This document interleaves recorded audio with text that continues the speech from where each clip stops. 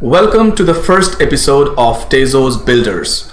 In this video series, I'm going to invite people who are contributing to the success of Tezos ecosystem, who are building on top of Tezos. So we'll try to learn and understand from them how they're building and what exactly they are building. So if you love Tezos, if you're a Tezos enthusiast, if you are Tezos investors, do subscribe to my channel for these sort of videos. So in this episode, I'm joined by Michael from Baking Bad. So Baking Bad is some sort of vigilant tool, I would say, who keeps an eye on all the bakers, who audit them and rate them. So if you're delegating to some bakers and want to know whether your baker is paying you fairly or not, you can go check Baking Bad. So with that being said, let's welcome Michael to the show. Hi Michael, thank you for joining. Hello, I'm delighted to be with you. Thank you for asking me. Yeah, so tell me about yourself, your background. How did you get into the blockchain and how did you get into Tezos in particular? Okay, so generally I have a computer science background, and for a long time me and my team were working on some HFT trading algorithms, and yeah, we're basically working with trading. So then at some point of time we switched to cryptocurrencies because there are pretty large movements compared to like traditional stocks or derivatives. And then we participated in Tezos ICO, and then we started a bakery, and then we created our first product, the dashboard for delegators. It's just how it started. Our history. And after that, we improved this tool for delegators. Yeah, so we create the whole rating system, right? And we also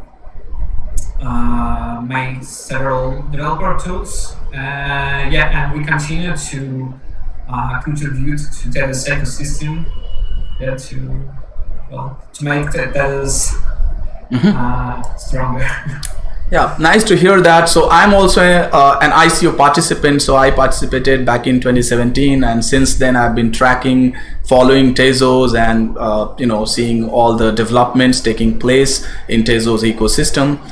So what is Baking Bad? So for the people who don't know what you do, so could you please explain? Okay, so I think our main product, so like the product which we started first was this tool for delegators, for clients of bakeries, that allows them to check if they're paid correctly, right? So in time and in full. And just be calm that everything is going smoothly and there are no issues with their reward payments. Brilliant. So from where did you get this idea? I think you started with the bakery, so you may have found that there are about 500 bakers, and it's very difficult to choose which one is the best. So from where did you get this idea to start this initiative, Baking Bad? Well, generally, I guess, it was fall 2018, and there are, in the very beginning, there are quite a lot of bakeries, I might say fraud bakeries, right? So there are not many cases now, but at that moment, there are around 5, maybe 6 scams, right? And so we saw that there is some issue with that, so we decided to do something about this because people were it was really hard for people to detect these things, to check the has happened, and so on, so on. So we decided to just make a tool for like broad audiences, so everyone can so verify that everything. Yeah, like I said, at this point of time, we have about 462 bakers, and for a person, non-technical person, like me or people, who are new to Tezos, so what are the important criterias they should look at while choosing the baker? Well, generally,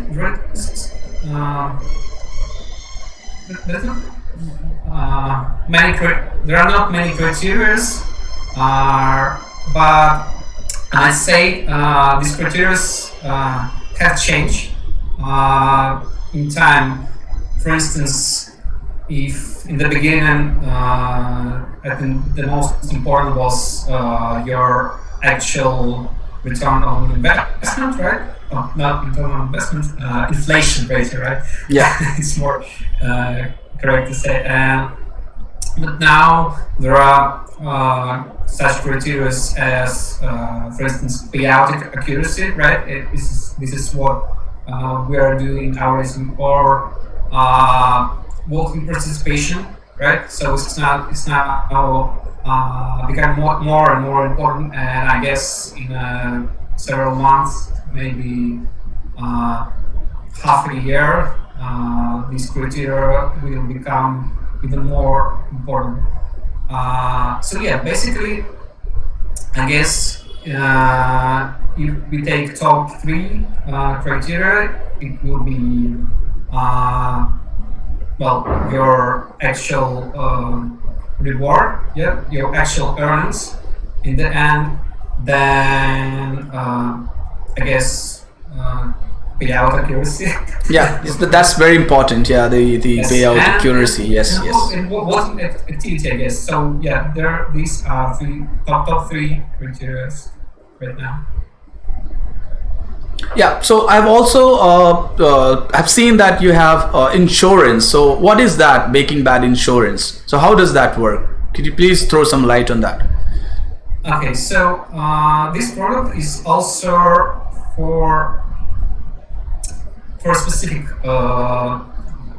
group, and this product is for small bakers in first, because it's generally pretty hard to compete with old and large bakers if you're a newcomer, because well, nobody trusts you because there is no public history, right? So what we did is we started to offer like a guarantee that if something happens, that we will compensate all risks and rewards. Okay, yeah. So at the moment, if a baker is fully insured, and for instance, at some point of time, his efficiency ratio is less than 90%, then we will compensate all. We will compensate all rewards that are included in this 90%. So this means that we keep his efficiency ratio not less than 90%. So Awesome. I think this is a brilliant solution for the delegators, and it gives some sense of a margin of safety if somebody is delegating to the bakers who are insured by you. So like you said, if the efficiency drops below 90%, you're going to compensate the delegators. Am I correct? yes, that's absolutely right. Yeah, so I've been checking out your website, quite frequently, and I've been delegating to the bakers who are insured. And if you remember, there was one incident happened few days back, wherein the TZ scan had some technical glitch, and the future rewards, got dropped significantly. And then what I did is I reached out to you, and then you told me that there is some technical glitch and you're going to get your reward. And anyway, you are delegating to insured bakers, so you're not going to lose your payout. So I think that gives a lot of safety, margin of safety in delegators' mind. Yeah, that's what we do, and this yeah. So all the people who are delegating, you must check Baking Bad and see the insured baker. So what happens if the baker is insured, and if anything goes wrong, if your baker is not paying, or if the efficiency is dropping, you can go out and talk to Baking Bad, and he is going to help you. Yes, so let's move to apart from Baking Bad, I think you've been also developing some tools for developers. So could you please walk us through? Mm-hmm. So it all started with the Python library. So there is a Python library, Tezos, which is basically a software development kit for Tezos in Python. It was initially started by Tezos founder Arthur Brightman, and then we made a small pull request with some additional function we were needed at the time, and after to add more and more functional. Eventually, we were granted to continue developing this library, and we made some pretty cool things, such as integrational testing framework, some cool stuff for interacting with smart contracts. We created some sort of high-level interface on top of Mikkelson types and annotations, which is language agnostic, I can say. So it's not dependent on the source high-level language. So it works for no matter if you are writing in Lego or SmartPy or Lawrence or in pure Mikkelson. So our tools will work for any valid Mikkelson code. And the second, I'd say the most popular product for developers that we have at the moment is better called Dev Contract Explorer. Basically, it's based on the same tricks, this high-level interface. I guess the most cool thing about Better Call Dev that it shows you the actual difference of the contract state for each operation, right? So you can see that these input parameters lead to this difference in the state, and these parameters lead to another difference. And this is really cool. This is that kind of visualization that helps a lot. So and it becomes very popular and even part of learning course of B9 Lab, which is we very proud of and glad.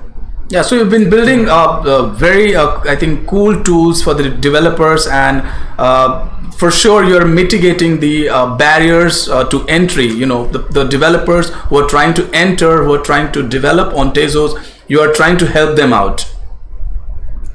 Yes, we try to. And now we're also working on our own Explorer. It's more about Bacon specific Explorer, because TZKT.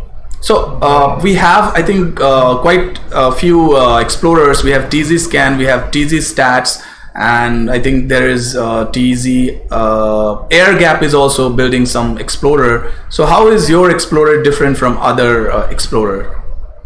Yeah, if you're talking about Explorers, well, about our explorers, they are more like specific explorers. So, for instance, BCD is more about smart contracts, right? We can actually say that Baking Bed is also some kind of explorer, right? Yeah. And TCKT will be also explorer that is targeted mainly on baking operations. So there will be like a huge emphasis on all kind of stuff that's connected with delegations. It will be also deeply integrated with current baking bed functional and perhaps variable depth as well. So yeah, and the second the second important thing that it will be well, we call it API first, right? So the first thing we will make is rich application program interface for everyone in Tezos ecosystem, so you can build your products on top of it, and then only after that we will provide an interface, which is going to be great as well. But yeah, API first. I believe you also received some grant from Tezos Foundation to build these products. That's correct. That's awesome. I think that will keep you going.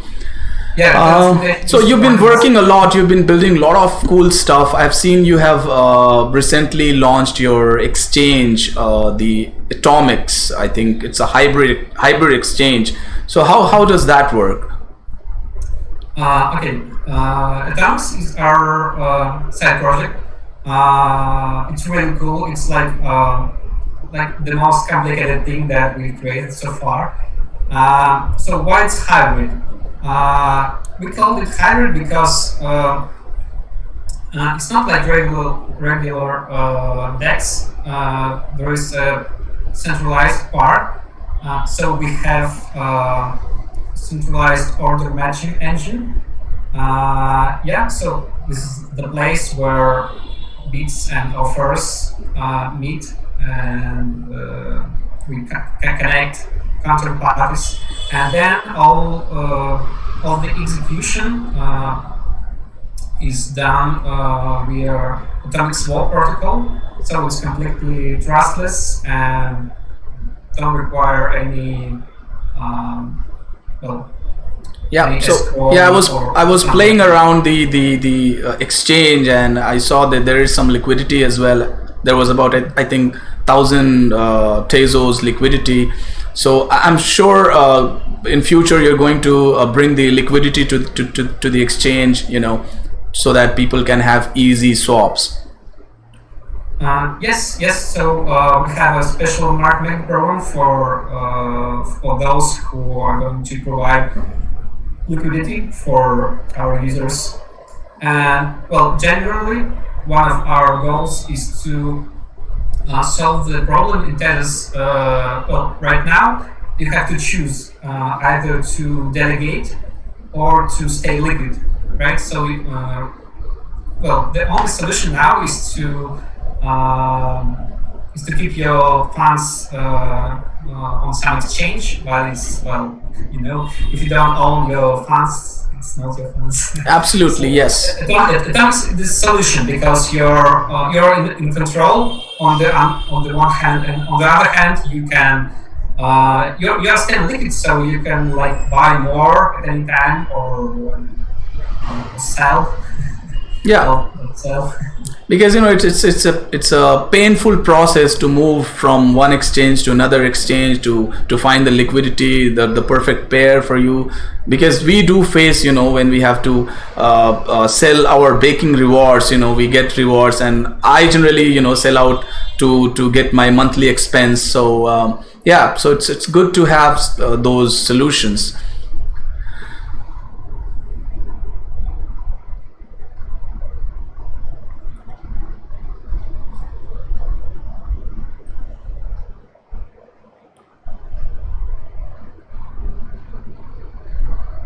Hey.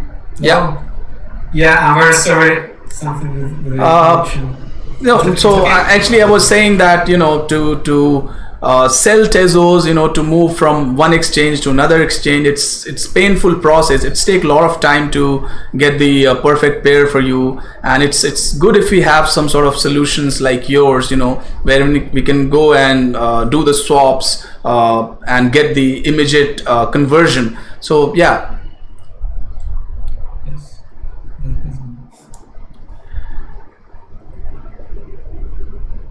Yeah, so let's talk about Tezos.